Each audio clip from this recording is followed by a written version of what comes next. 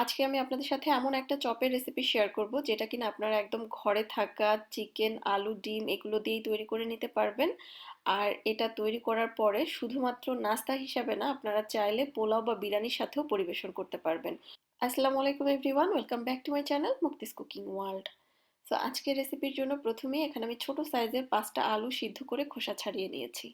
এবার এখানে আমি 2টা পাউরুটির স্লাইস নিয়ে নিয়েছি এবং একটা বাটিতে আমি নর্মাল তাপমাত্রার কিছুটা পানি নিয়েছি। এবার পাউরুটির স্লাইসগুলো পানির মধ্যে জাস্ট হালকা হাতে উল্টে পাল্টে হাত দিয়েই খুবই আস্তে আস্তে চেপে চেপে পাউরুটির থেকে যে এক্সট্রা পানিটা আছে সেটা সুন্দর করে বের করে নিতে হবে। পাউরুটি থেকে এক্সট্রা পানিটা চেপে নেওয়ার পরে এবার আলুর মধ্যে আমি পাউরুটিটা দিয়ে দিচ্ছি, সাথে দিচ্ছি 1 কাপ পরিমাণ মুরগির বুকের মাংস, যেটা কিনা আমি সামান্য একটু আদা রসুন লবণ দিয়ে সিদ্ধ করে হাত দিয়ে শ্রেডেড করে নিয়েছি। দিচ্ছি 1/4 কাপ পরিমাণ পেঁয়াজ কুচি, সাথে দিয়ে দিচ্ছি 1/4 কাপ পরিমাণ পেঁয়াজ বেরেস্তা। এখানে আমি বাজার থেকে কেনাটা দিয়েছি, বাট আপনারা ট্রাই করবেন ঘরে তৈরিটা দেওয়ার জন্য, এতে করে টেস্ট এবং ফ্লেভার দুটোই বেশি ভালো আসে।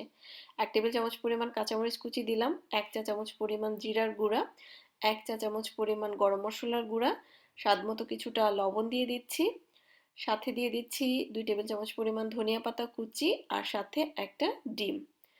এবার এই সব উপকরণ একসঙ্গে খুব ভালোভাবে হাত দিয়ে মেখে নিতে হবে। আর এমনভাবে মেখে দিবেন যাতে করে কোনো ধরনের আলুর দলা বা লাম্পস না থাকে। সবকিছু একসঙ্গে ভালোভাবে মিক্সড করে নেওয়ার পরে এবার আমি ছোট ছোট কাবাব বা চপের শেপ দিয়ে নিব। সো আপনারা চাইলে শেপটা নিজের পছন্দ মতো অন্য কোনো ভাবেও দিতে পারবেন। সো সবগুলো আমি এভাবেই এখন রেডি করে নিব। আর এই তো এরই মাঝে আমার সবগুলো চপ বা কাবাব রেডি হয়ে গিয়েছে। এবার চলেন এগুলো ভেজে নেব। চপগুলো ভাজার আগে এখানে আমি 2টা ডিম ভালোভাবে একটা বাটির মধ্যে ফেটিয়ে নিয়েছি। সেই ফ্যাটানো ডিমের মধ্যে আমি এবার চপগুলো একটা একটা করে ডুবিয়ে তারপরে সরাসরি গরম করে রাখা তেলের মধ্যে দিয়ে দিচ্ছি। অনেকটা আমরা যেভাবে জালি কাবাব ভাজি ওই একইভাবে আমরা কিন্তু চপগুলো ভেজে নিচ্ছি ডিমের মধ্যে জাস্ট ডুবিয়ে। মাঝারি আঁচে ভেজে নিতে হবে। একটা সাইড যখন কিছুটা হয়ে যাবে ওই পর্যায়ে উল্টে দিবেন। একসঙ্গে গাদাগাদি করে না ভাজাই ভালো, তাতে করে আবার খুলে আসার ভয় থাকবে। সো দুটো পাশ উল্টে পাল্টে লালচে করে ভেজে নিতে হবে। যখন এরকম সুন্দর একটা কালার চলে আসবে ওই পর্যায়ে তেল থেকে তুলে নিতে হবে।